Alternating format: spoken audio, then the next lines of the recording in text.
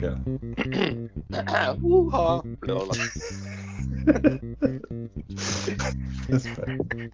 Ladies and gentlemen, welcome back to the podcast series between Aurel Lyra and Alastair Dobbie. We're going to be exploring again the book Freemaking and diving a little deeper into one concept in particular that we did not cover in detail in the first podcast.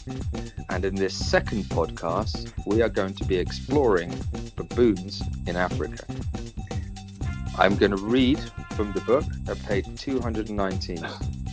The story begins in Africa. A troop of baboons, a Keekorok, is studied by behaviouralists.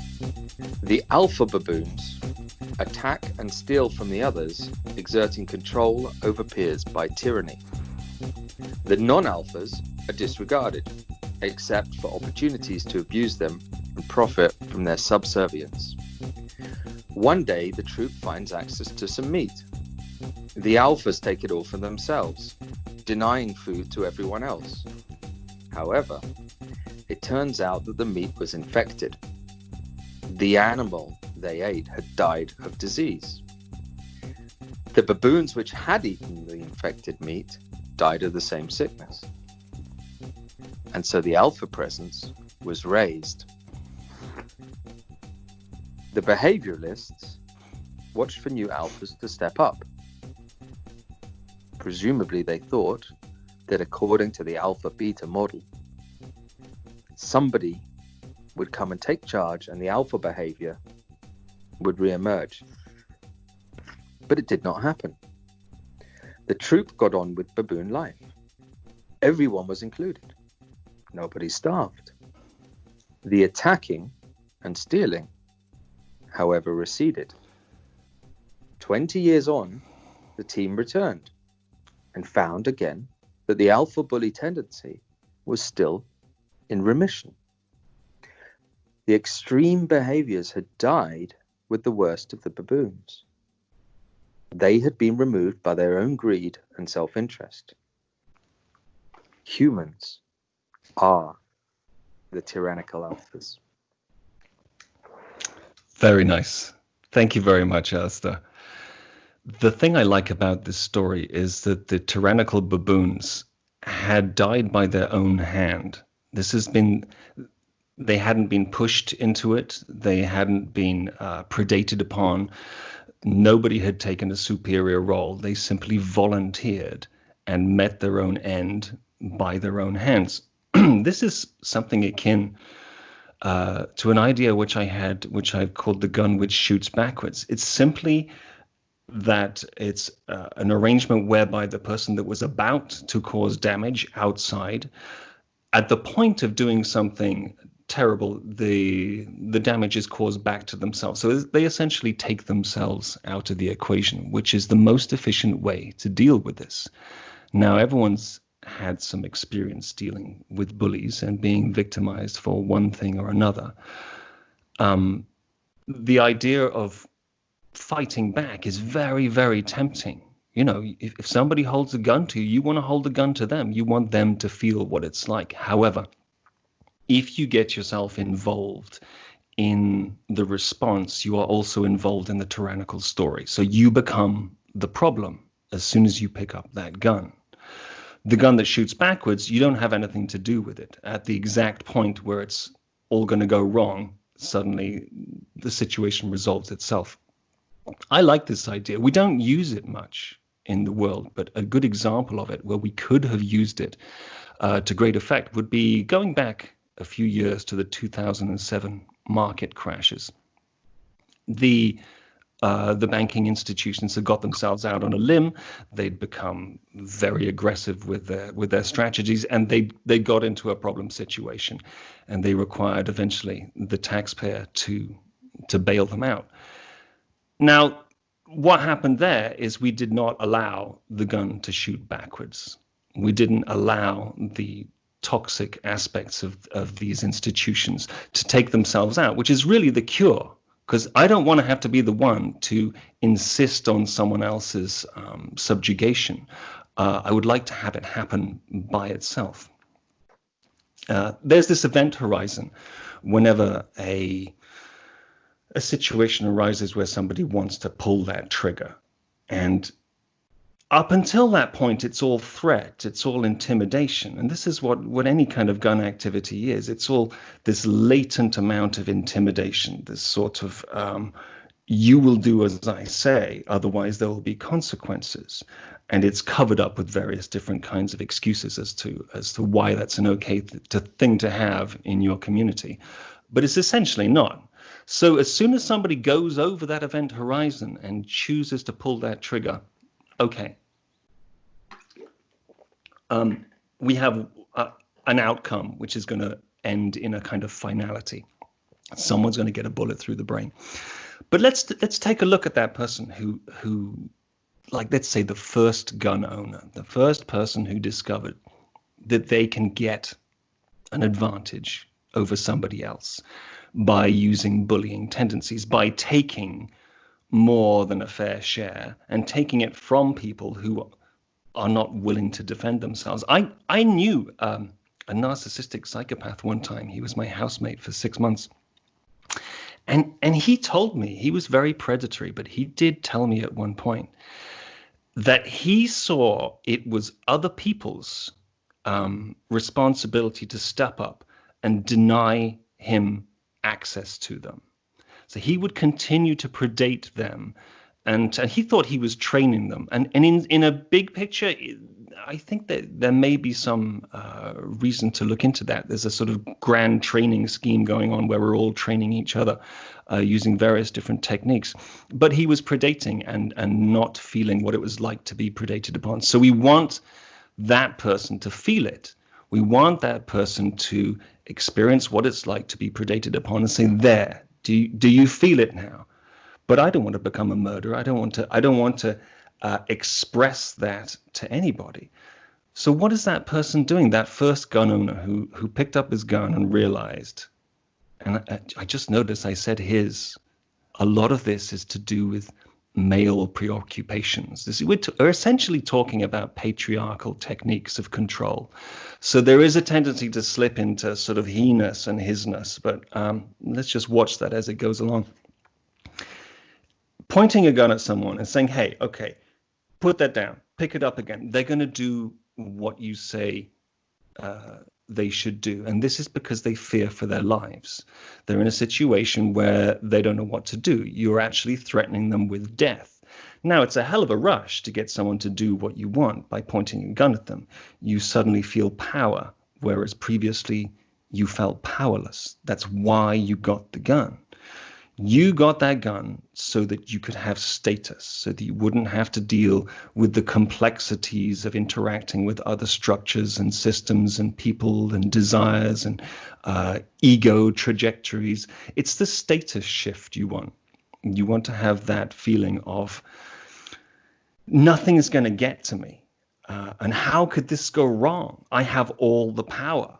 This is the kind of drug that it is, that suddenly you're imbued with a sense of superhuman protection, or the fact that you would put yourself in a position to take somebody else's life is monstrous and preposterous, but it does happen, and we all have to live with it. I'm fed up with living with it. I'm fed up with bullying techniques from everybody, from letting agents to parents, school teachers, your bank manager, any of the people that have assumed a role of status that is above you.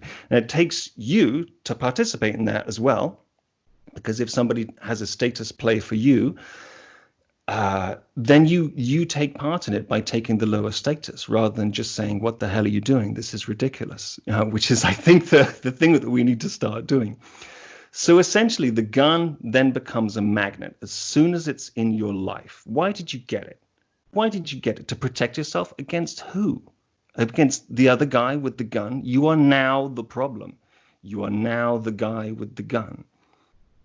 And having it even in your house or around you, never mind carrying it on your hip down to the mall or wherever you want to do, it's going to act as a magnet. It's going to start attracting situations that will allow that gun to do what it was born to do, which is fire bullets and either incapacitate, kill, maim, any of these things, or simply intimidate, because that's what it's implying. If you're wearing a gun, you're saying, I have power over you. I could kill you if I wanted. These are the kind of people, this is the kind of psychological situation that a gun owner has. And I think these are the last people that we should be allowing to have guns. Somebody who's self-selected to own a gun is clearly not responsible or mature enough to actually have one and use it. I don't even want to say use it responsibly. I don't think there is a responsible use for a gun. I've not found them. I found it all to be attached to the same status game, the same addictive status game, which is incredibly powerful and powered also by a sense of worthlessness. This is what's going on in the gun owner's mind. I am powerless. I have been structured in such a way that I feel like I'm frustrated all the time. It looks like all the problems are outside. I do not have the skills, the capacity for verbalization to describe where I'm at, honestly, because my life is so shrouded and accreted with layers of belief systems and what it is to be a man and this, that, and the other. So it's too late. Once you've got the gun, it's too late. You've already stepped over into the new adventure. Next thing you know, you're going to be going to a gun range, and you're going to meeting a bunch of guys there who also have guns and lots of different beliefs, and suddenly you're going to be in the world. It's a sort of a self-fulfilling prophecy, and then suddenly you're going to find reasons with which to use that gun.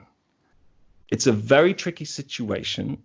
There's lots of people talking about their rights to have guns, and I'm speaking specifically about America at the moment, but it's the same all over the world.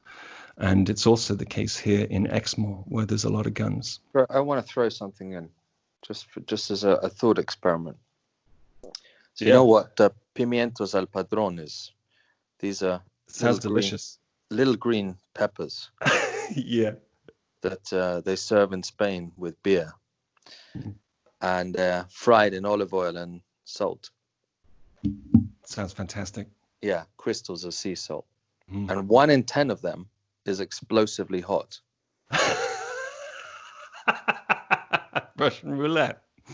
I just want to throw this in and say, if it weren't a gun that fires backwards, which I can see diminishes the likelihood of use considerably. Well, it's theoretical, isn't it? But if it were a gun where 1 in 10 bullets fired backwards, ooh, what would that mean? What would that mean in the mind of the holder? What would that mean in terms of a person who takes that gun out and readies to pull the trigger?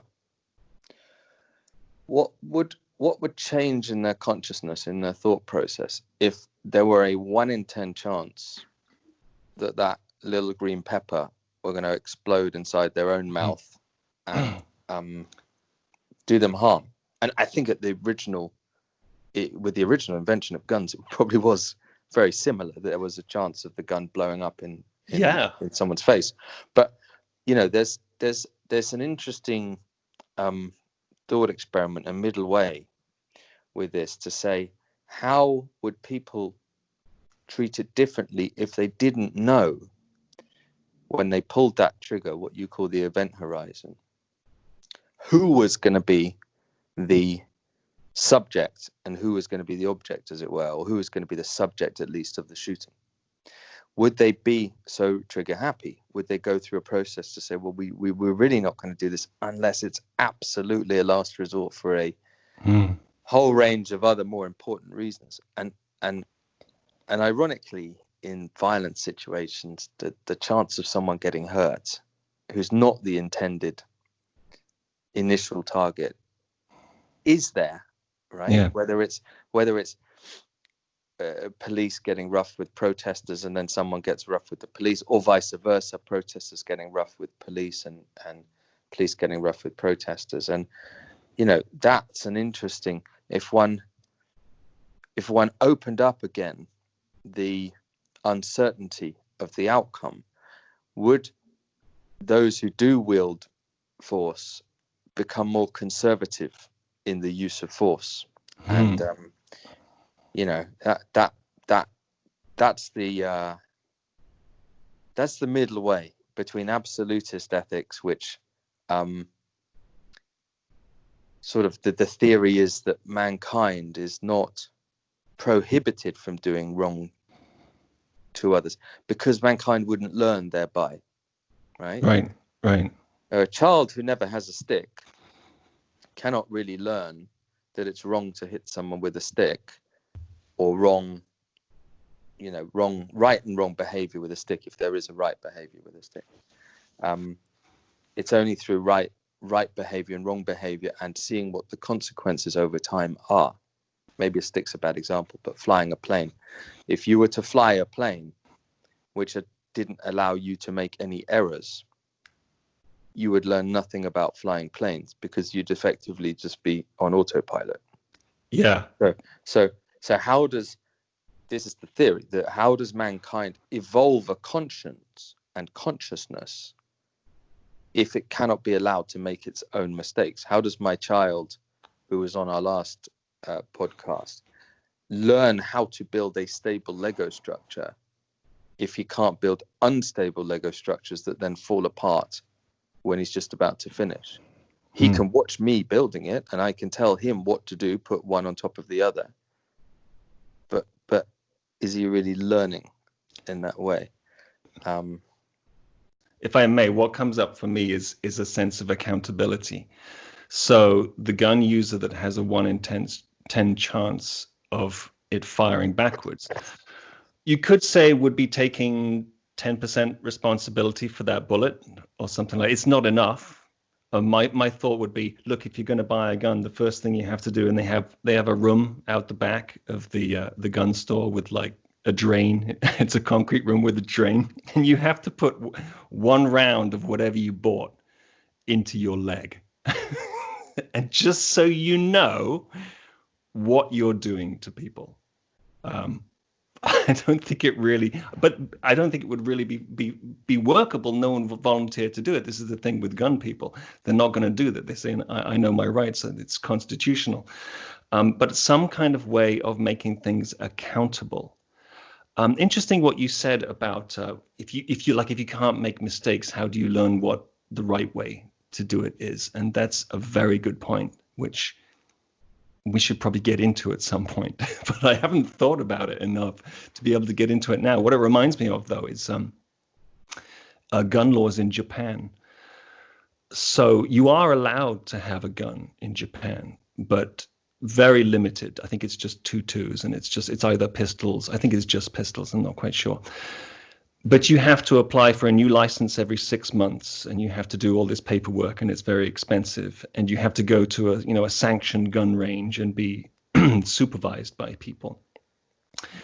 You're allowed to have, I think they issue with 6 bullets, and you don't get another 6 bullets until you give back the shell casings for the original 6 that you just shot under supervision. They go to your house, they talk to your family, they go to your job, and they talk to your boss and your co-workers and say, listen, this guy wants a gun. What do you think? and they sit down and have meetings about whether they should let somebody have a gun. Now, gun crime in Japan is very, very, very low. They have no problems with it. That is a wonderful thing to report. Other types of death in Japan, well, it's got to show up somewhere. There's a huge suicide problem in Japan, which isn't really talked about that much. So it's happening somewhere. It's just not happening from guns. They have a very different kind of societal view of working together as a team in Japan. That no one throws cigarette butts on the street. They have these little containers on the sidewalks where you put your cigarette butts, so that you don't have to put anyone in the position of making a mistake by throwing their cigarette butt on the street, these kinds of things. Well, would you want it done to you? Is the first question you have to ask yourself. I think with anything, when you get up in the morning, you say to yourself, what I'm about to do today, would I want it done to me?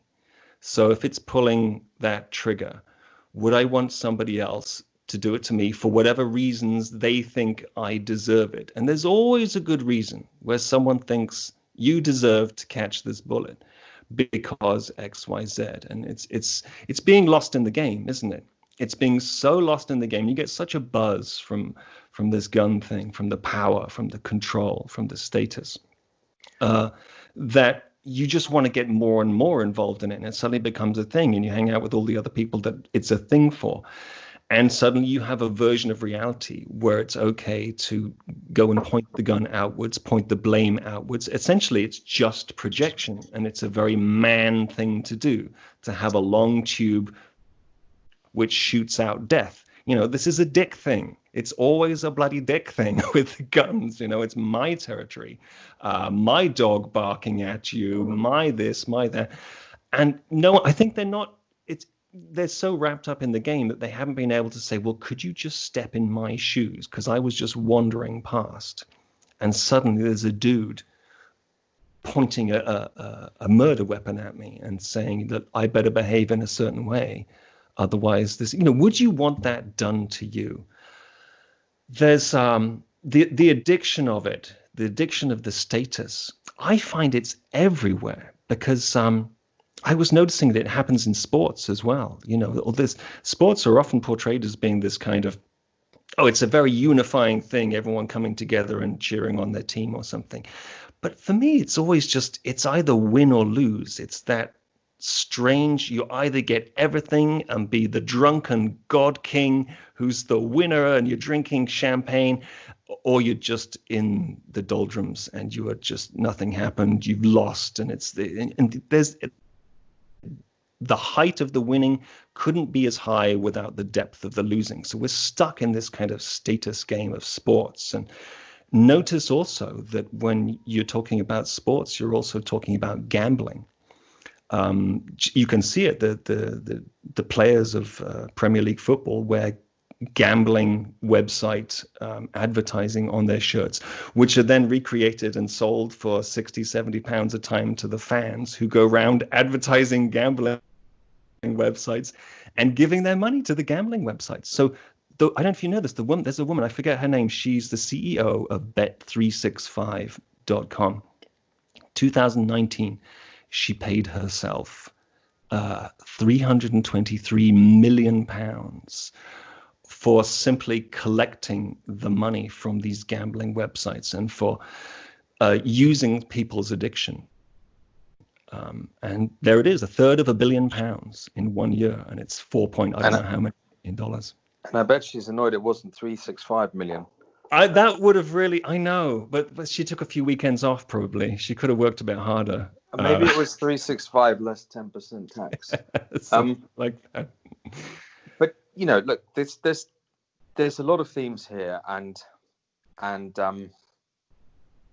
what's the elephant in the room, which I think we can go into now, is what's been happening since the first podcast. Okay. The day on which George Floyd died at not the hands of, but at the knee of a police officer in America, which has sparked a rash of riot, protest, what have you, debate around the world, which has spilled over into certainly England, particularly, which has its own history of slavery, which is now becoming a theme in and of itself. And we've been sort of cautious not to address that in the first part of the podcast, but it is there, and it is a prime example of what we're talking about. Yeah. And what when you talk about I guess status and all these sort of conscious and unconscious elements of gun possession, gun ownership, but gun possession really, the real question that comes up for me is, what is it like to have a conversation with somebody with a loaded gun in various contexts, right? So I'm sure I've done it. I've been in the bowels of the political buildings in Washington, and underneath in the corridors where the Secret Service are there with you know, you've never seen as many guns in my life. Yeah. But I didn't feel scared because I wasn't having a contentious debate. But you know, that safety only goes so far. And so this concept of a loaded gun being in the room, in the conversation, in somebody's hand, in somebody's holster, in somebody's mind, whilst you're talking to them, must change things. And it must change the entire ethic of the conversation and the hierarchies and the alpha, beta tyranny that you're talking about. And that's what is really to be discussed. Yeah. I think. Thank you for bringing that up. It was such a huge emotional, devastating thing to witness, the event in Minneapolis and then everything that came from it, but so timely as well. And it has really brought up so much in terms of everybody's feeling of being controlled. But it's focused in this one incredible place. It couldn't have been more clearly or precisely expressed. That's the way I see it. Maybe this is a good time to talk about my own experience with American police and being in the presence of people with loaded guns, because my experience was in America too. I spent 7 years there, 18 to 25 years old, and while it opened itself to me and said, I will be all the things, you can wander around inside me that you could never wander around inside the old world. There's freedoms afforded to you and dignities afforded to you that you just had not had previously.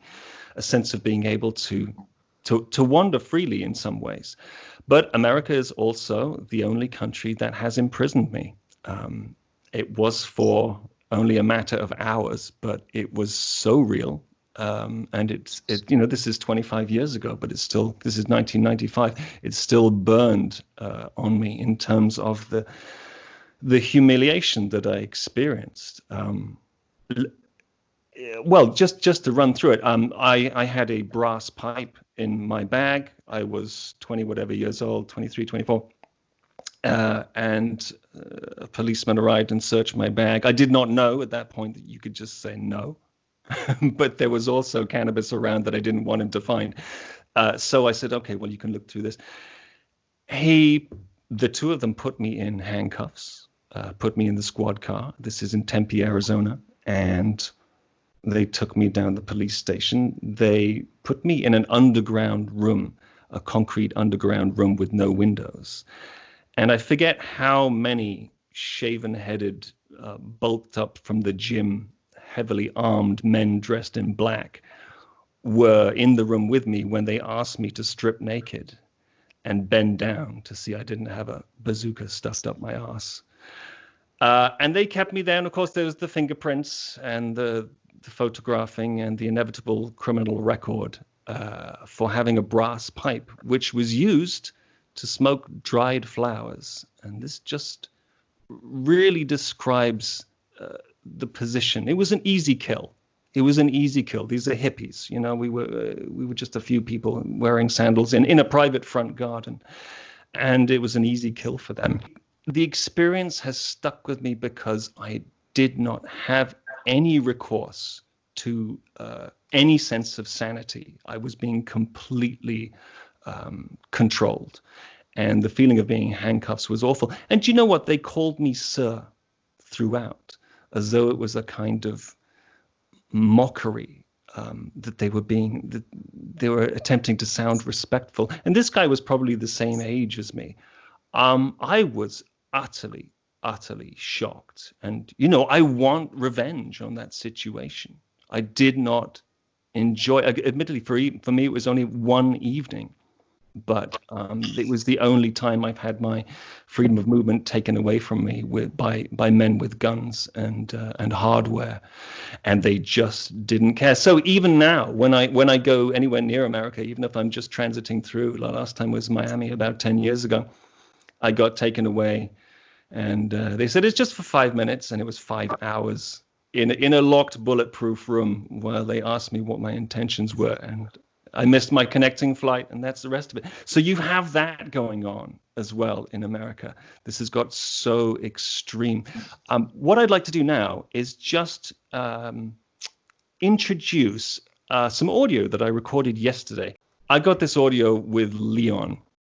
A police officer's first concern when he's making an arrest is his own safety before members of the public, because that dynamic has changed at that point. So a police officer rocks up on the scene. She is going to arrest somebody for a perceived offence or to deprive them of their liberty, which is what we should really call an arrest. And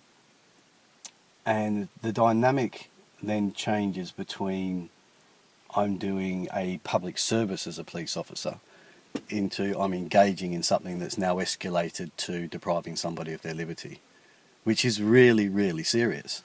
So at that point, what's forefront in the police officer's mind is how do they affect this arrest or this deprivation of liberty in such a way that they don't get hurt? And that's where the gun becomes something else. How old were you when you were given your first gun? 18. All right, so you had joined up at 18 years old? 17 I joined, yeah. Okay. I joined as a boy. I had no idea what it was like to be in, what handcuffs really meant until somebody did it to me. Within our group there was one or two who were a bit hot-headed and were very physical kinds of people and expressed themselves physically rather than intellectually or with words and things like that.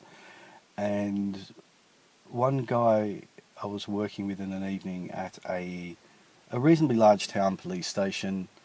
For whatever reason, he decided it was fun to kind of fuck with the juniors, which is what goes on. And he decided he was going to sort of wrestle me and bully me about, and he put handcuffs on me. So I was there in uniform in the foyer of a operational police station where members of the public and stuff in, and a much bigger, older guy without any brains was exerting his authority over a young policeman and put handcuffs on me because he thought it was funny. And at that point, that was a real eye-opener for me. So that was the beginning of the end in terms of my interaction with the police service, because I freaked out. It really became real what you're doing to somebody when you put handcuffs on them. And it was horrifying, terrifying, and to this day, I still have real issues if I don't have freedom of movement. And it all stems back to a colleague, a dude that I was supposed to be working with, thinking it was kind of funny to let's handcuff the young guy and push him around a bit. It doesn't make sense for us to put human beings in those positions. It's as simple as that. So we're asking people to do things which we're not designed to do. So we're not really designed to be in a position where we have that amount of power over another human being, and we're walking into a situation where it's escalated to the point where that becomes a real thing. If you don't have a firearm, there isn't a threat of firearm violence. If you're carrying a hammer, everything looks like a nail. So that was in Australia. Leon's experience in Australia was very much similar to what I imagine would happen all over the New World, a similar kind of situation. I want to, when we're talking about this kind of humiliation, there's something that we mentioned last time that I'd like to pick up on again. We talked about Diogenes last time, and how he was this guy, the cynical philosopher who lived in a barrel and met with, who was it he met with, you told me? Alexander the Great. Alexander the Great. There was one more part to that story which I did not manage to include, and I think it's almost the most important part. So it turns out like this. He had a student come to him and say, Diogenes, you are the man. I want to learn to be a cynical philosopher. What do I have to do? Will you train me? And Diogenes says, yes, I can train you. Here's what you have to do. You have to follow me around town on all of my mad pursuits, shouting at pigeons and whatever else happens in my naked state and all the rest of it. Follow me around with a piece of hard cheese, and that's your job. And so, at a discrete distance, this was the training. You had to undergo this ritual humiliation so that your family would say, oh dear, Johnny's lost the plot. So that the police and so everyone would just disregard you. Well, this person is this person's inconsequential and may be derided freely. Then, only then, once you have been humiliated to that extent, will you be truly free of all the restrictions of living in a society. Maybe this is the ultimate thing that I gain. I gained a certain kind of dignity in the long term from having to strip naked in front of bully boys in an underground concrete room. Somehow there's part of this dual part of the process. I'm not saying I want it any again, or I think it should be part of life whatsoever, but we're constantly dealing with this. It's a matter of finding a way to bring accountability to essentially drunk people who don't know what they're doing. They're so drunk on this need to subordinate others, and they think it's a wholesome thing to do. For example, here, I'm just going to take a sip. Here in Exmoor, for those of you who don't know the UK, Exmoor is a national park. It's in the southwest of England, mostly I believe it's in West Somerset County. It's incredibly beautiful. It looks like the Shire. It's all fields and trees and sheep, and it's beautiful. It's not very built up. There's strict laws about building, planning permission, these kinds of things. But one of the things that happens here is the center of the UK for what they laughingly call field sports. So people come from all over the country. A lot of people come from London to essentially shoot animals in a field. And it's things like pheasants and partridges, these kinds of things. But they do also hunt stags and foxes and badgers. There's a lot of killing of wild animals that go on. The tyranny is so extreme. So it's an industry. They say it's going to be, this is how the rural economy works. So the baby pheasants are imported in egg form from Poland or Czech Republic, something like that. They have no parents. They all grew up in a group of 500 chicks on someone's property.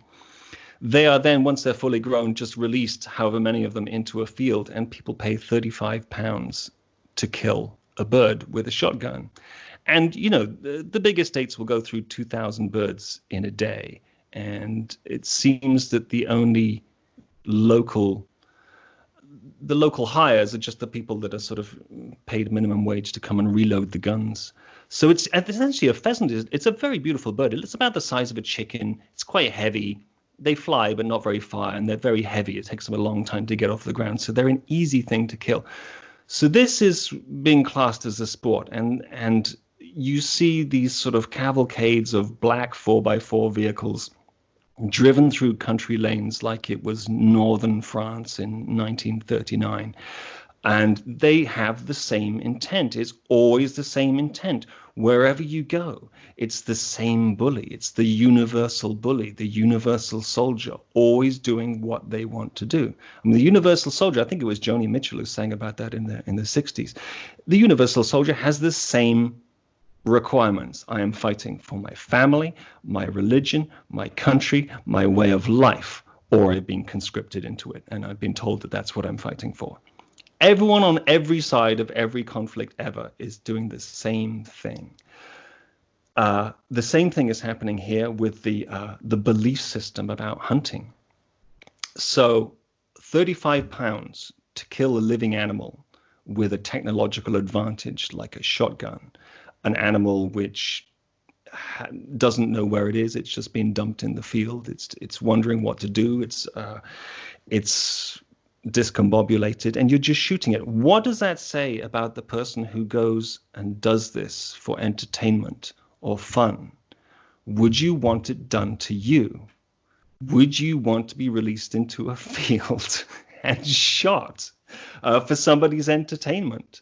And it's regarded as being like this alpha thing, this, we are in control. We are the leaders here. We mentioned chickens just now. There's another little chicken story. I think I heard it on TED Talks somewhere about somebody who was breeding the ultimate chicken that laid the most eggs and that was the most stable and was just trying to get the most out of. You're going to have 1,000 chickens in a shed.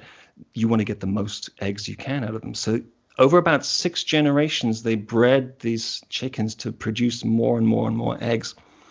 But at the same time, they kept a control group of chickens. And the controlled group of chickens just kept on clucking away and producing average amount of eggs and were perfectly happy chickens.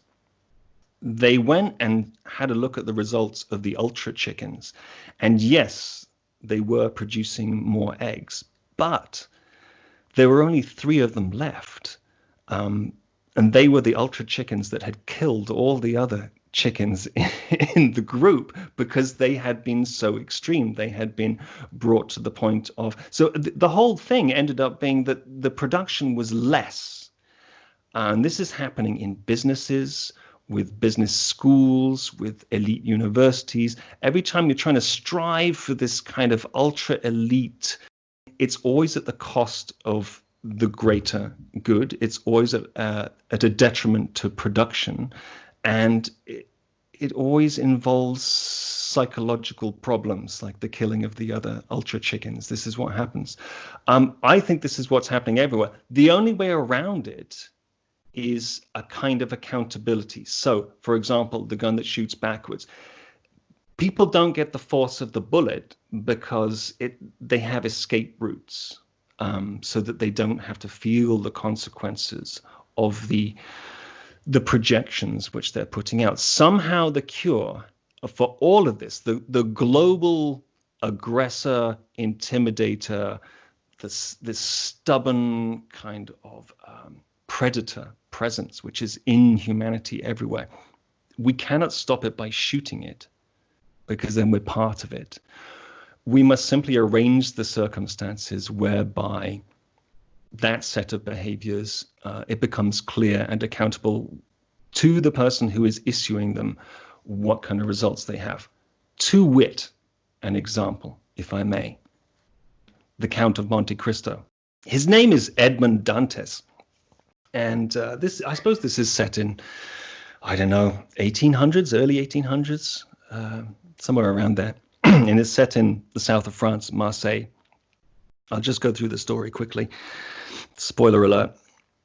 He's set up by some people in Marseille, Edmond Dantes, and he gets shipped off to a castle somewhere far away, basically to die. He gets. It's a stone cell on the edge of a cliff, looking down a precipice down into the sea. He's there with another older man who's in the cell next to them, and they find that they can talk to each other by moving a brick. And the older man tells him about these wonderful riches, but of course he'll never get to them because he's been fitted up and he's in prison for the rest of his days.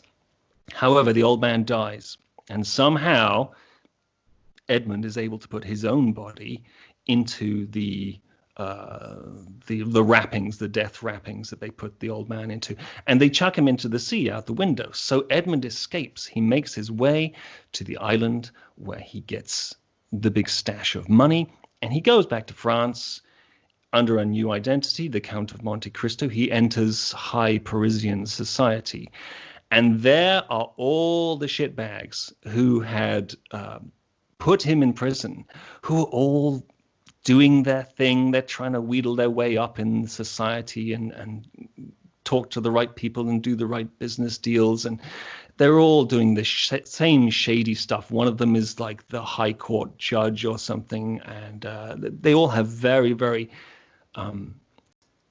important, shall we say, positions in society. And they don't know that it's him. They think it's just a player who's rocked up with lots of bling on his fingers and all the rest of it. And so Edmund plays it large, and he doesn't tell anyone who he is, and he does not take revenge. That's too easy. That would be too cheap. These people betrayed him so deeply that he brought with him, and that the whole sense of the book is the preparation of this bringing of a sense of accountability. So he doesn't reveal himself. He simply goes around in the background, blocking off the exit routes of all these people who are sort of running away and hiding, and the people who had betrayed him. So they don't know it. They don't know that their secret passages have been closed behind them. Their get-out clauses, their alibis have all been closed off very quietly and very gently. And in some cases, they did it themselves, thinking they were onto a better thing with the Count of Monte Cristo, and if they just stuck with him, their fortunes would be made, etc., etc. So he doesn't reveal himself until the very last minute. And one of them shoots himself immediately in the head when he finds out what's happened. Other ones, I think there's a lot of imprisonment, people get stabbed, just general ruination. And he didn't have to do anything. He simply brought himself and allowed the structures which these people had set up themselves by their own hands to collapse the entire process. Another way to get the accountability happening is a certain kind of, I don't like it, but shaming of guns. At the moment, it's considered, especially what the information we get from America and the other bully boy countries, you know, the Russians and whoever else who love their guns, is that somehow it's a patriotic thing to do. So it's your, you know, and I would include the members of all armed forces in this gun thing. You know, you pick up a gun, you're part of the gun story. You are part of the murder. You are part of the death.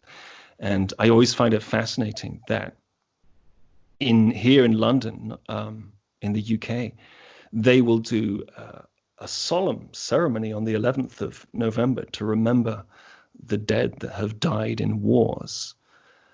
And this is in Whitehall, where all the wars are planned. And then they go back to work in the afternoon and continue with the good work. Where is this leading us? Our direction is entirely incorrect somehow. If we can get to a point of being able to make guns look like an embarrassment. For example, I noticed, I looked up something yesterday. I wanted to know about the IQ of police officers. I just wondered, and it's what you'd expect, right? It's they're drawn from society, so it's average. They're just drawn from the people who, you know, they will be policing. What they found, though, in the actual running of the thing, was that it was actually in a band between 95 and 105 that most people settled, because those who were below it and those who were above it did not stick at the job. They did not have long policing careers. The ones that stayed were in the region of 95 to 105. I don't know. This is another conversation we all need to have. How do you feel? Their reasoning skills are not to the level that yours are. How would you like that for them to be given a gun and a set of handcuffs and told to police you? I don't remember signing up for that scheme. And admittedly, every situation comes down to, it's like the story of the apple tree. One person is standing on one side of it, and it's one of those apple trees that has green apples, and the other side of it is a red apple. The person on each side of the tree is going to say, that's a red apple tree. And the guy on the other side is going to say, no, it's a green apple tree. They're going to be diametrically opposed. They're going to think the other person is incorrect to such a degree that they're going to get very stroppy about it. There's no solution to it. There's no solution to the standoff other than the third way, which is to say that there is no tree, there are no apples. This is all some kind of mental experiment. Life is a kind of jigsaw puzzle that you think about first before you put it into action. So you think about owning a gun before you go out and buying one. You consider the processes mentally first, and then you're working it out in hyperspace. You're creating a kind of map. You're creating an engine, and you can say, well, what are the best outcomes? And so you can see where the problems are because you've built your engine in hyperspace before you actually enact it into the three-dimensional world, which is always going to cause waves, always going to cause problems. Ultimately, the answer to the apple tree situation is to say, well, look, it's another thought experiment. And it turns out that it's a Gordian knot. You can't go any further. It's just broken. You have to give up and walk away. Well, it just reminds me of the Oscar Pistorius story where he claimed that he had shot at a burglar through the bathroom door. Yeah. But obviously that's the defense. But obviously then prior to that is the act of buying the gun, loading the gun, owning the gun, having the gun in the house. I understand that the South African context is different from other contexts, and there is a perceived to be, a risk to life that isn't historically present, say, for example, in London, although that seems to be changing. But the question then comes, is the magnet theory of the gun. Well, what did you think was going to happen when you bought the gun? Yeah. In what way did you think the gun would not lead to someone dying? And once you accepted it was likely to lead to someone dying, or if used, it was likely to lead to someone dying, then it's really just a matter of probability and conjecture who that person is. Yeah. Who gets the hot pepper, who gets the... It was born that way. It was supposed to happen. And the only way to dissolve that is to actually physically destroy the weapon. If you sell it, it will still go around and kill someone or kill several people and still be a problem, still be a magnet. But I think the problem that arises is the argument or counter argument that there needs to be a monopoly on force for order in society. I'm not putting that view forward as my own view, but I'm saying a lot of people listening, I think, will be saying all very well, but if nobody has guns and we level the playing field, then all it takes is for that one gun-toting person to emerge out of the ether, and we're back in the game. We're back to the alpha baboons. This is it. It doesn't make sense to argue this. I'm not suggesting that that it makes sense, but I'm saying if you choose anything else, then that makes even less sense. I'm saying it's worthwhile trying for a chance in a million than an obvious shit situation, which has been going on for, since humanity learned to pick up a stick and hit somebody else with it or chuck a rock at them or something. It's the same boring story that's been going on. Very interestingly, there's just been a border clash in India / China / whatever region that is around Kashmir, where they did not have guns, and 20 soldiers were killed by the other side soldiers with rocks or thrown off cliffs or with fists. Rebar. Did you see it? The metal bars that you use for construction project, they somehow welded 6-inch nails into the ends of rebar and they hacked them apart. And this is all over territory which was decided years ago by European imperialists. This is not even their territory demarcations that they're arguing about. Yeah, but then we have another problem, which is if we get rid of the guns, we can't really get rid of construction rods that presumably have a use otherwise than as weapons. The gun thing is not going to be won by legislation. It's going to be won by opening people's hearts. And I know that sounds a bit woolly, but literally opening people's hearts, pressing the accountability and the heartache so that people will then realize that this is their own pain, which they're reflecting outwards, they're projecting outwards. That is going to be, we don't have the tools to embrace the entirety of humanity in that way yet, but there's enough of us that do, that are able to live like that and continue speaking like this in a manner that will just wash through. I think if we wash this through on television, a lot of people watch television and they do what they're told on television. You tell them this is how a family behaves, they will copy it and buy the same products and have the same conversations and use the same catchphrases. They will copy it. If you start introducing new situations where there is a real gun conversation rather than we're not having a gun conversation, and if you don't like it, then I'll stick my gun in your face. That's the way to go through it. I think it's just a general step-by-step kind of shaming of the whole gun ethic. And at the same time, we do have to be careful. Talking of India, there is a fantastic movie. It's slow moving and it's foreign language, but I loved it so much. It's called The Chess Players, and it's set in the days of the last of the Rajas and the British Empire. And I think he was probably the last. I forget which region of India it was, but he was the last Raja. And his thing was to be, he was a poet king. And his court was filled with, beauty and music and poetry and just all these wonderful things. And it was a testament to how far he'd brought, the country in some way, is that he could focus on the arts, as it were. However, the British came in and said, well, we're just doing business. Okay, we're doing trade routes. We're, the Silk Road and all the rest of it. We're just doing business, the East India Company, and we're bringing some money to your coffers as well.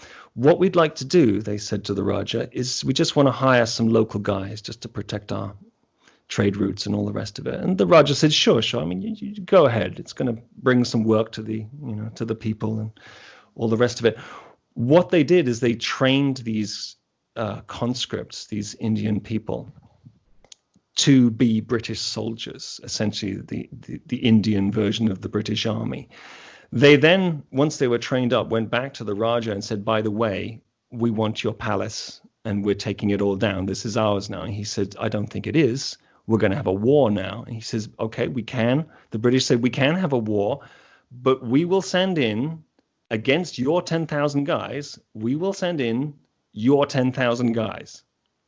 That will be, if they all kill each other, fantastic. Then the British army will be left over and we'll just take the palace. If you want to do it that way, we can do it that way.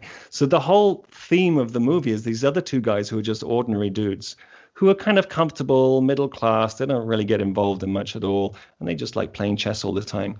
The new version of British chess that came through allowed for tricks like that to happen.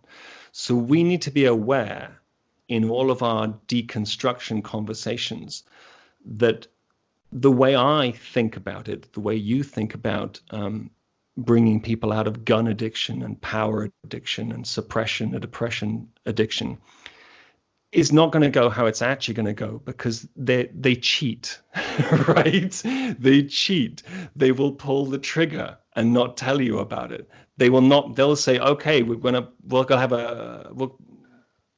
put our guns down," but then they won't, because they're so convinced. So it's going to have to be a solution which will isolate the problematic areas. And once it gets going, I think it will become clearer and clearer how to do that, because I do not want to live on a planet with people with guns. That's the basic thing. And it's not the left versus the right.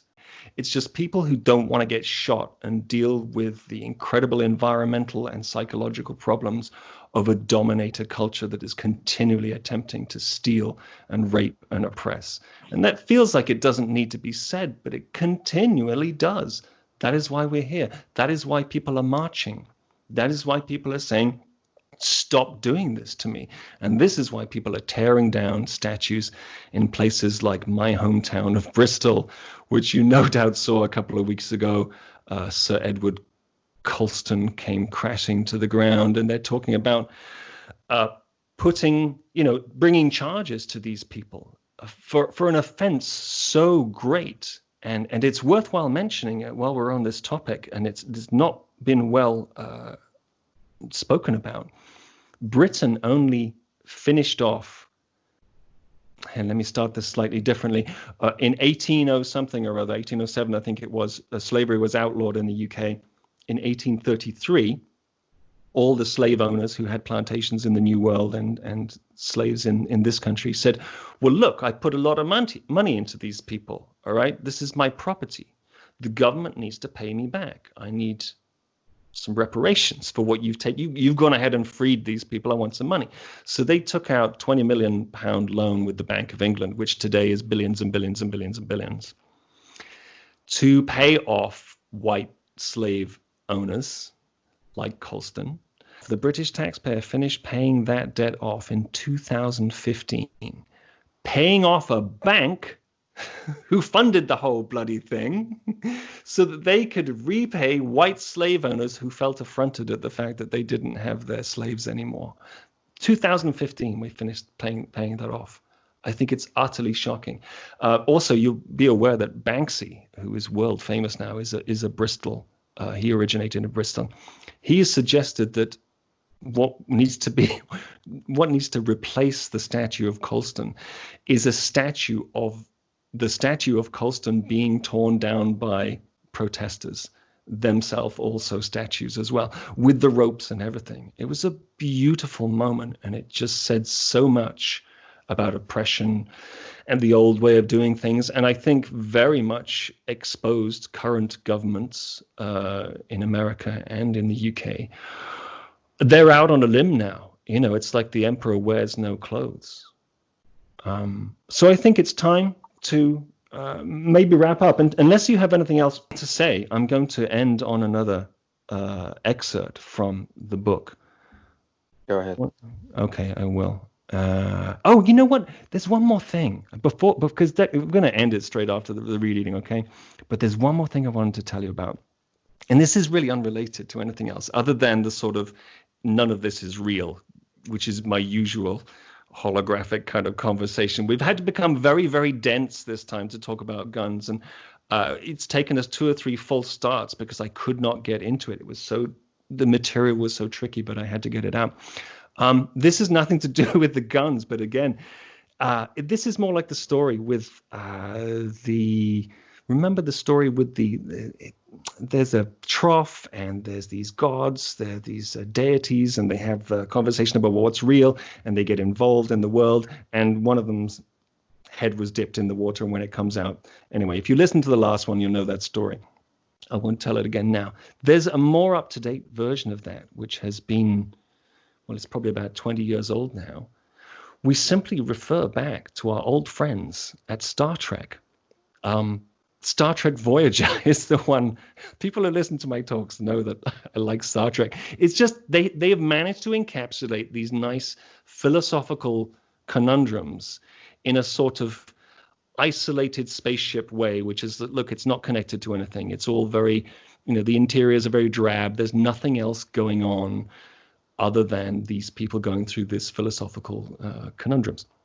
So this one that I saw a couple of months ago, it involves a hunter species. Again, this hunter species, they have taken over Voyager. They have done something to the crew whereby the crew forget that they're crew, and they've got a chip in their neck or something like that. And they're in this massive holodeck on board their own ship. The invading species, who are hunters, they don't want to kill the humans. They do want to kill the humans, but they want to make it be fun first. So they found this holodeck program, which is Nazi-occupied northern France in 1940, something like that. And the crew all think that they are French resistance fighters, and these alien invaders are dressed up as Nazis because that's what was in the holodeck database. There was some story, and they just thought this is a good way to kill all these crew. We'll just have a play in their own ballpark, as it were. So the story progresses, and the crew starts to suspect each other, and because they all really believe that they're fighting the Nazis and that some of them may be collaborators with the Nazis, and it gets to the point where Captain Janeway is pointing a loaded weapon at 7 of 9 and is about to pull the trigger, believing that 7 of 9 is collaborating with the Germans. Suddenly, the holographic doctor saves the day by deprogramming something or other. And they all wake up essentially and go, oh my God, I almost shot you.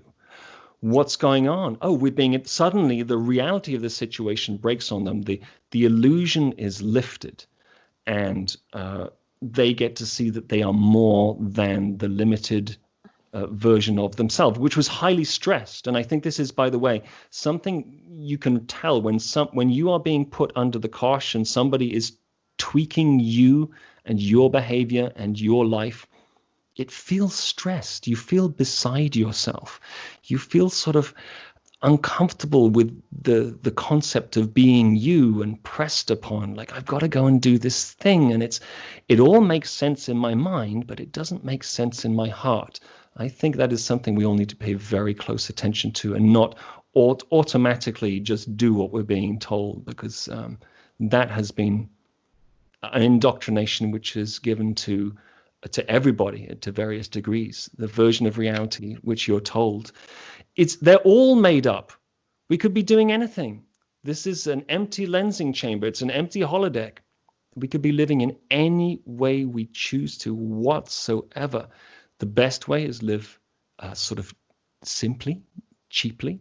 Be here now. Don't get too involved in the world in some way, like material possessions and the game that's being offered to you.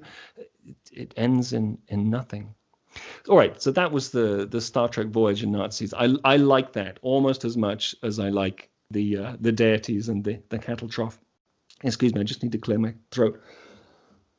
We're going to end with page 236. I've chosen a section of the chapter called Declaration. And this just sums up for me my attitude to it all. You are a limitless being, made of light and eternity. You are a sovereign entity, bound by none of the felonious atrocities of human culture on planet Earth. You may declare your freedom, irrevocable and absolute, from all manipulation through name and number by counterfeit authorities masquerading for advantage. You are awake, alive, and in human form in a vast holographic theater. None have authority over your eternal soul, but your original self. You are divine.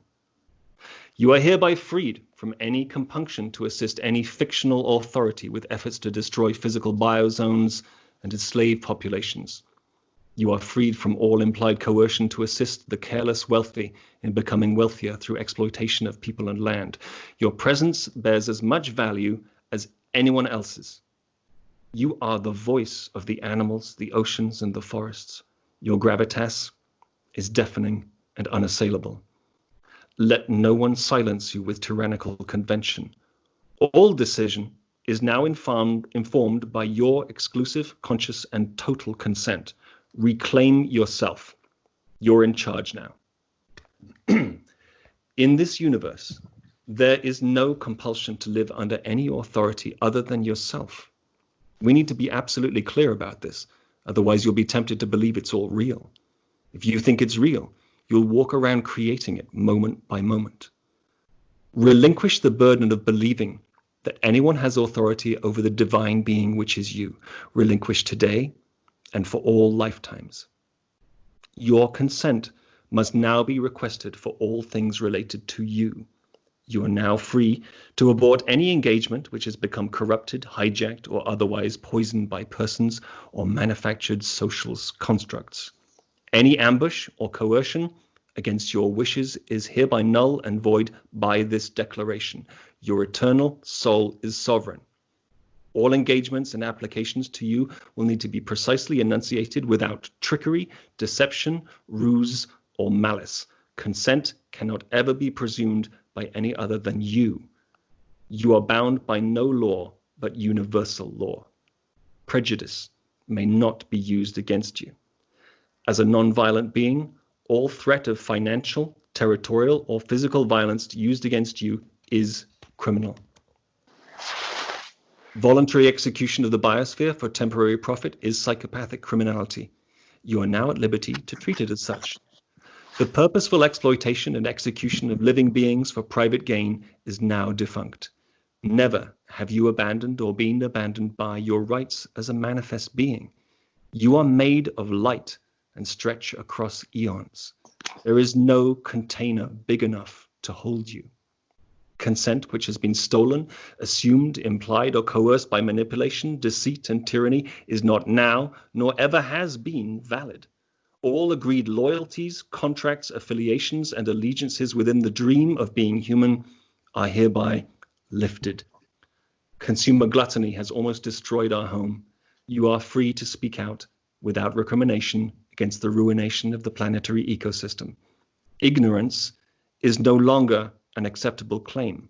Psychosis is no longer a reasonable excuse.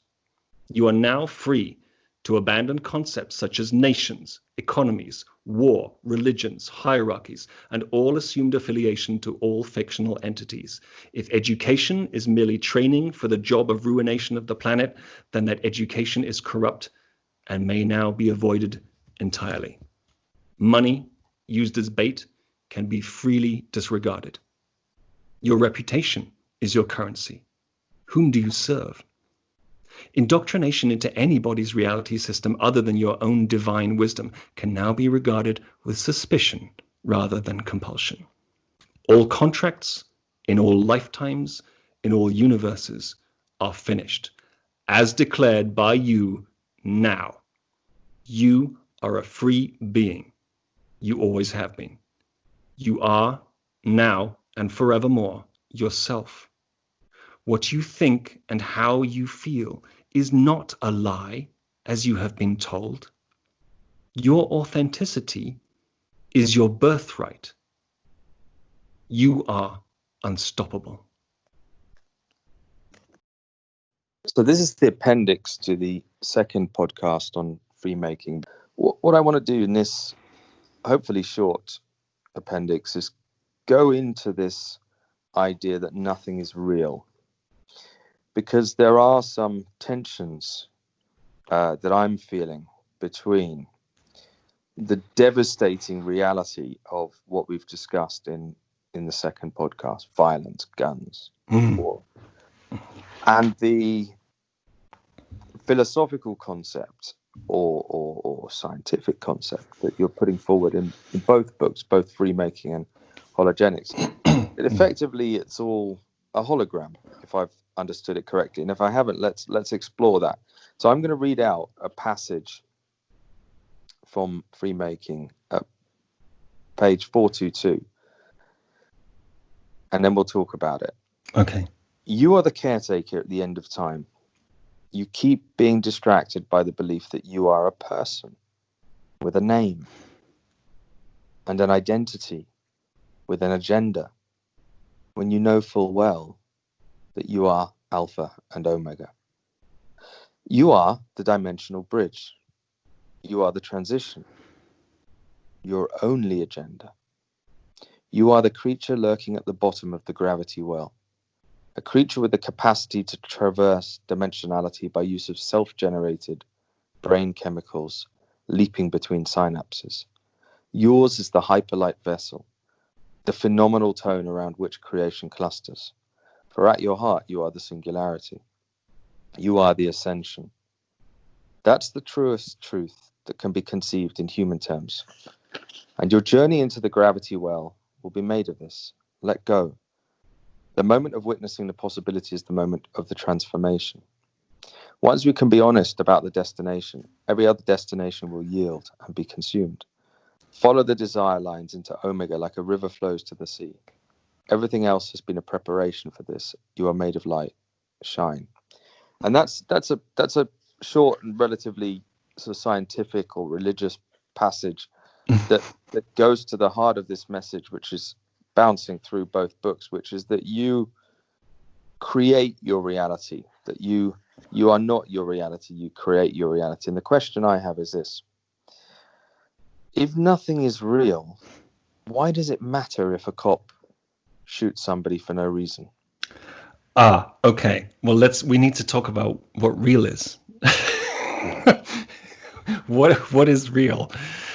And how do you even talk about realness or what or even is? How do you talk about any of these things? It's not that it's inconsequential. What I'm saying is that what we have inside the lensing chamber is like a screen. It's a hyperlight display in in 3 dimensions that is showing the internal issues that the vaster human is dealing with, and dealing with being in a 3rd dimension, being in a world of separation where we're separated somehow for this idea of oneness, where it's all one and we can just sit down and be here now. Somehow part of the process of being a human is to get involved in all of this and to portray and live out all of these lives and the horrors. For me, this is, yea, though I walk through the shadow of the valley of death. This is it. This is hell on earth. This is what happens when you get so involved in the game. I think it's more like we're learning to use the 3rd dimension as a kind of user interface. And we still think that it's where we belong and everything generates from that, but it's not. It's almost like a null space. It's a void space where simply the diagrammatic representations of all the things we're thinking about are being played out. Does that make sense? Kind of. But I want to get into the moral content of this, because it's Okay. a bit like what's coming up for me is I guess it's the moral content and the pain. Yeah. A lot of people are in pain. I mean, you have your own pain and sense of judgment, and I do, and other people do, and it's exacerbated or aggravated by various things that are or aren't going on. But if this were a sort of cosmic children's game, which is what I'm understanding that you're saying almost. I mean, it's just another metaphor for the deities with the trough or the holodeck on the Star Trek Voyager. Yeah. Imagine it's a children's game, right? Cowboys and Indians in the garden with your cousins, like I used to play. What does it matter? What does it matter? Where is the pain? Where is the pain coming from? And I'm just going to go through it a little bit and poke at it, and you can tell me where I'm landing. Is the pain this, right? And this is a real story from my life, which illustrates, I think, interestingly, how a game itself can create pain, moral pain, not physical pain. Is the pain this? When I was probably 5 years old, I used to ride my bike around Sheen, which is a part of Richmond in London. I know it. And we used to play Star Wars, because Star Wars was the flavor of the day. Star Wars had been released, I think, in the year I was born, 77. And we had guns at the front of our bikes in our minds in the game. And they were, I think, ultraviolet or infrared guns, whichever was at the front, right? Say ultraviolet. And the game was to get behind the other rider and shoot. And thus you would win the game. And anyone who's seen the film Top Gun or watched dogfighting movies or even real footage understands that the dogfighting game in aeroplanes is to get behind the other guy and shoot. And this was the game for probably, a month or two in that important summer. And then something happened, which was the slightly older boy I was playing with down the road decided that his bike had ultraviolet or infrared beams at the back of the bike. Technological advantage. And so... And you didn't think of it first, right? Damn it. If I were to approach him from behind and get into firing position, he would already release his ultraviolet or infrared guns on me from behind, and I would still lose. Yeah. And that was the end of the game for me, and I'm still pissed off about it. Well, I'm still gutted. You know what? That's exactly the same story with for me, for banking institutions, they're like, we will lend you some money to go start a business. Our money is guaranteed. We will make sure we get our money back. You have to go out and start a business and see whether it's going to work or not, and deal with the public and all the rest of it. My thing is completely covered. I'm not at risk whatsoever. And you find this throughout banking, and it's nothing to do with your biking, but it's somebody has invented for themselves an advantage that puts you at a disadvantage. And they are exploiting you. These are the kind of people who want to say, I can see that he's suffering. I could see that. I had a friend who was a bit older than me like that as well, who used to do things like that to me, and he thought it was funny. And I was just like learning what it's like to interact with other people, and the fact that I didn't take on any of these tricks because they never worked for me. I didn't like them, but some people were really into them. He's actually quite a successful barrister now, that guy, but he was more of a taker. Like, he would always make sure that he won first. Isn't this what we're doing with the status as well? With, I want more money so that I can employ servants, and I don't have to clean up after myself, and I don't have to be in the same situation as everyone else, even though it's making more suffering for other people for me to retain this kind of status.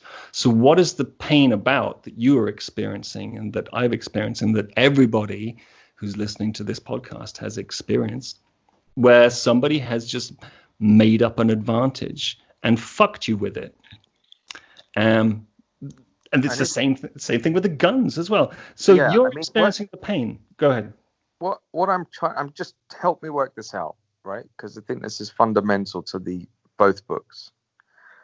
What I'm understanding is that we have this mix of a holographic reality where you somehow create or influence the world around you, right? I think this is a core theme, that you don't have to play by the rules that are presented to you, whether that's a man with a gun or a bank or all the various things you describe: cults, families, hierarchies, government, whatever. You're unidentifiable by those things. You have this sort of none of this is real thing going on. You're a ghost to those. Which is attractive.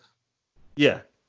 But at the same time, you have a passionate reformist streak, especially in the second book, which sort of counterpoints that, which sort of says, but it does matter, right? It does matter how 2, 5, or 6-year-olds play in a street 35 years ago or more, because you remember it. Some part of me, my soul or my consciousness or my eternal being or whatever, God himself, sort of experiencing the universe through that interaction, is offended by it.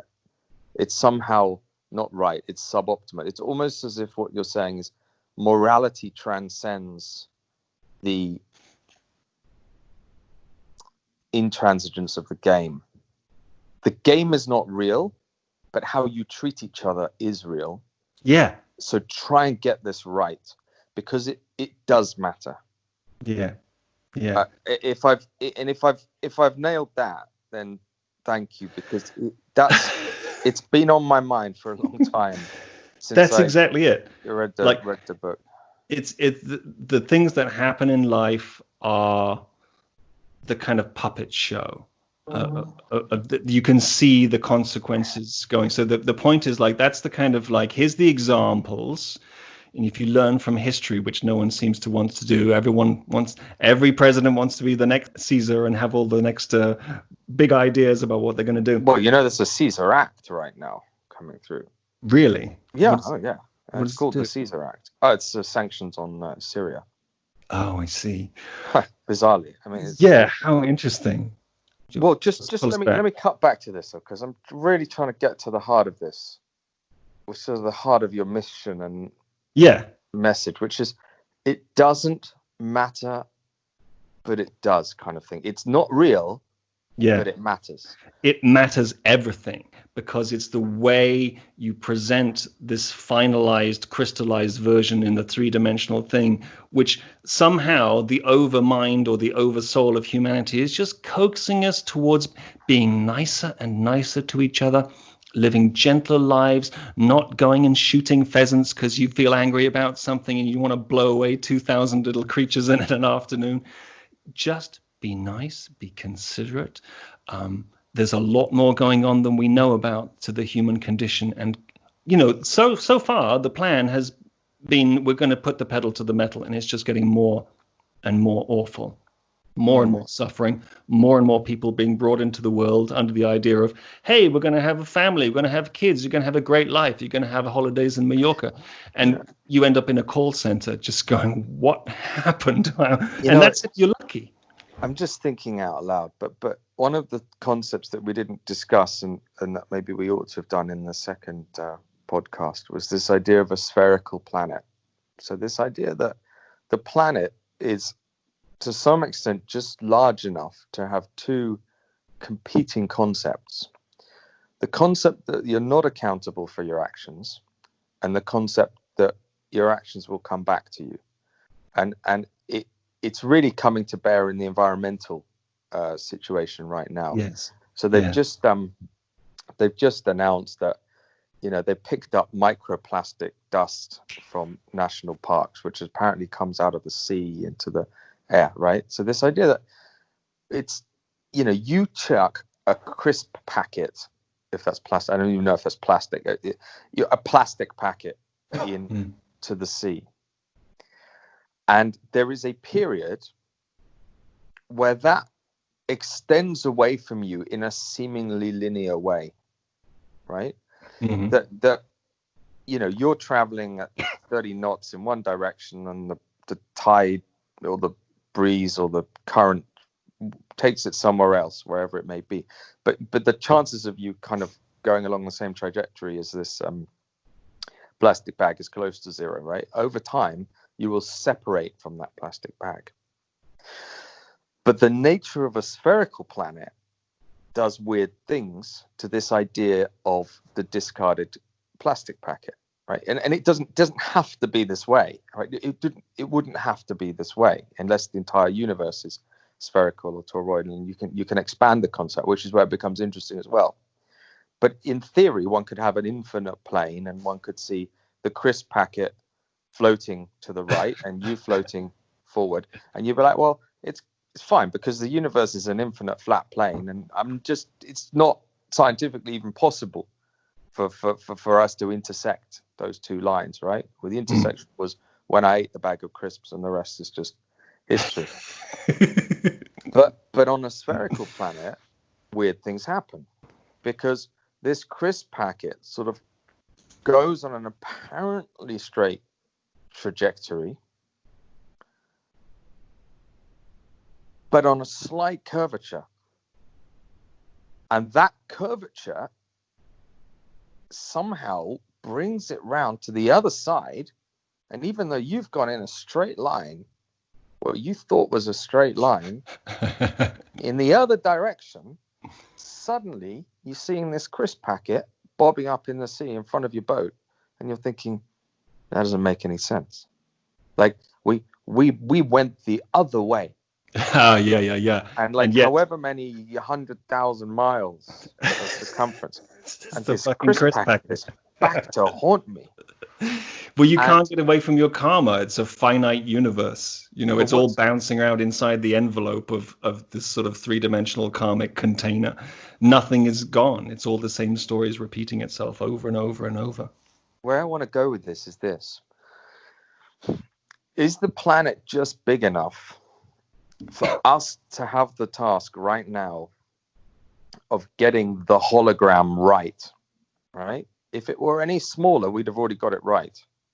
Okay. If the planet, for the purpose of human occupation, were like the size of a living room, the humans as a species would either have failed or would have succeeded. What you're describing is a catastrophic process. Yeah. But it is clearly neither currently total failure or total success. And I wonder whether the outcome, this is the addendum to your philosophy, is this: are we here on a small enough planet with a small enough population? It seems large, but it's not that large. A small enough population to kind of go through these experiments, whether they're thought experiments or behavior experiments or mind experiments or holographic experiments, as you'd say. Are we here throwing all versions of this 3D reality at things until eventually we say, well, actually, we think the right answer is sort of between the bounds X and Y, right, on the spectrum. You know, we're narrowing it down to, yeah, well, we probably shouldn't have guns, but it's kind of okay to have who knows what, you know, people who stop you double parking, because that's kind of dysfunction, right? So we need parking attendants, but not police with guns who kill people for double parking, right? Good call. Yeah.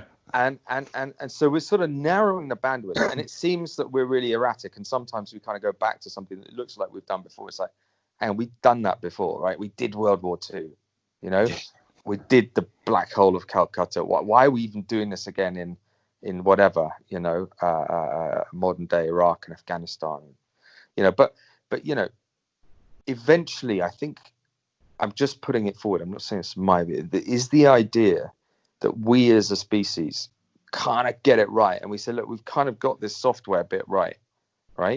We've got this human gel bit right, the shared consciousness bit right, the shared hologram. And then, and this is where it gets really interesting, I think, is we look outside and we say, oh my God, there are hundreds of billions of other habitable zones of the universe.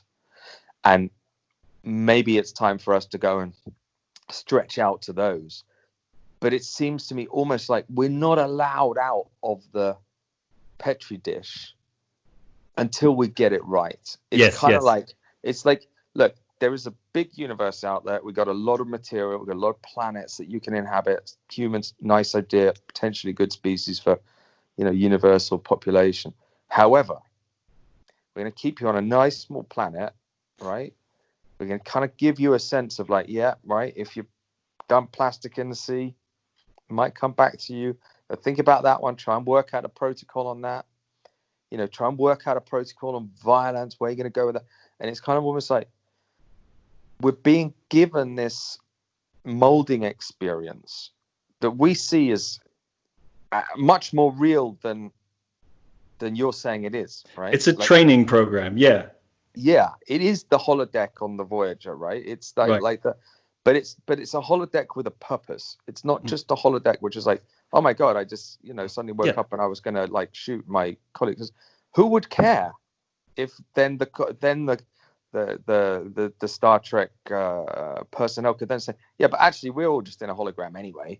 So I'm gonna pull the trigger anyway. So with a purpose, and also the purpose designed by the people who are in the holographic experience as well.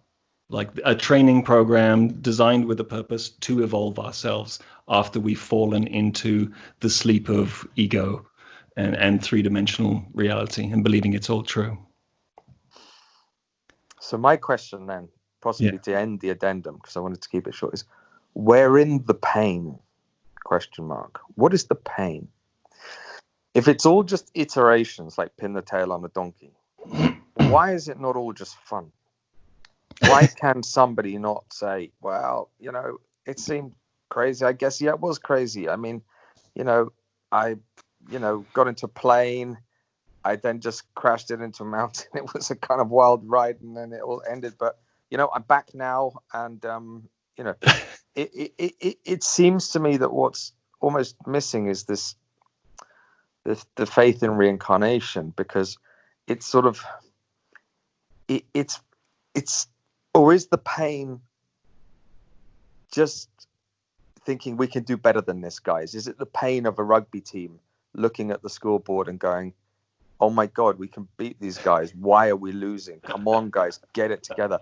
Is it that kind of pain? Is it like we can do better? Or is it is it a finite pain, which is like we're never going to get another chance? Because in a holographic reality, can we not just recreate it? You're saying we can replant the trees, right? We killed the trees, we replant the trees. A species went extinct. Well, we understand DNA. Maybe we can re-engineer the same species back from a DNA sample. Where's the pain? Where's the pain? That's what I want to hear. To close the. Do you also mean like why is there pain? Like what is its function? Why is there pain? Why is there pain in you as the author? Right. This is huge. This is absolutely huge. I think the crunch point. Okay, well, let's see if I can wander my way into this and subvert it to what I want to say anyway. Okay. It's possible that experiencing pain and suffering is a kind of fuel, that it is simply a kind of way of climbing your way out. It looks like from where we are, out of where we have been, into something lighter, brighter, and easier. That somehow, that as you climb your way up this ladder, the pain gets less and less and less. But it's just there. What is the point? Well, maybe it will certainly get you to move. Maybe it's a kind of a thing that speeds up your willingness to actually get out of your chair and do something. If it's painful, then you're going to move.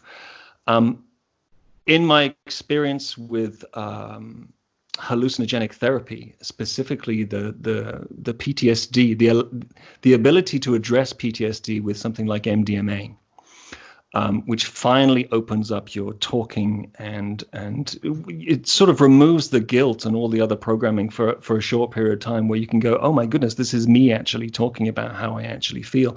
Very important. They're doing huge. I think it's MAPS is the one doing the huge steps with the PTSD in soldiers and things like that. These people are all people who have inflicted more pain by being in pain. So it's some kind of token or like a badge or something that is part of the process of being incarnated in 3 dimensions and somehow allows us to get out. Otherwise, we wouldn't know there was an out. We'd just be stuck in pain all the time. I don't know what I'm talking about with this. I can only go through references of my own pain and realize that the way it was set up, of course I felt pain because I had not given myself freedoms. The pain was certainly a kind of restrictive clothing or a kind of torture device, which I had taken on, as you do when you start growing up and you stop just enjoying childhood because the pain gets too much and suddenly there's homework and school and someone's shouting at you and you go, what? I don't understand this. You start to take on this stuff which you find, and it's very addictive because it seems to be encouraged on all sides. But what is pain? Fuck, I don't know. It's something to be walked away from, ultimately. This is why I'm encouraging everyone to be nice to each other. My goodness, just think nice thoughts, first of all. And then we can get together and do, who knows? Like, we may not even need to be 3-dimensional beings anymore. What is the real point? Is the point to be here and vote in the elections and save up for a truck and get a mortgage and try and have kids and do all the things which the TV is telling you to do? I mean, surely that is completely worn out there, but there's enough people clinging onto it, even though it pains them, even though they're in arrears, even though the yacht didn't turn out like they hoped it would, even though they had to steal to get the money they thought was going to be the answer. They're now in jail and now they're dealing with that. It's just involvement in the game. It seems to be the siren's call says, come on, get more involved in what it is to see what the 3rd dimension can be like, or at least to see what the thinking we are currently hosting, how it manifests in the 3rd dimension. People are suffering absolutely everywhere, and it's just getting worse and worse and worse. Another thing would like to talk about at some point, perhaps we can start thinking about it for the next talk, is population. We've really bashed into the patriarchy this time as well. I mean, I say bashed, but we've talked through it, around it, observed it, got inside the immature male psyche, which wants to protect itself, with a gun. We haven't talked about the matriarchy yet. We haven't talked about what that, and I'm talking about men and women, because you and I are 14 billion-year-old souls currently walking around in white male bodies. This is a temporary circumstance. It's not who you actually are. And just like, if you were female, you would not be a human female. You'd again be this 14 billion-year-old. So, but what is the feminine influence here on the planet now?